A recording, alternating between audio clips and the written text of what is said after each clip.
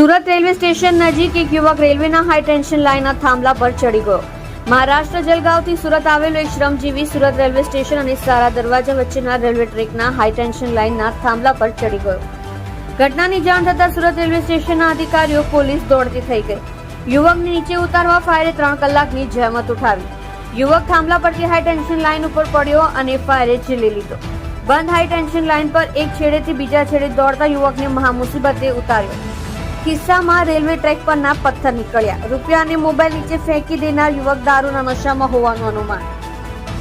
તમે જોઈ રહ્યા છો SD ન્યૂઝ ચેનલ ફેઝર શેખની સાથે.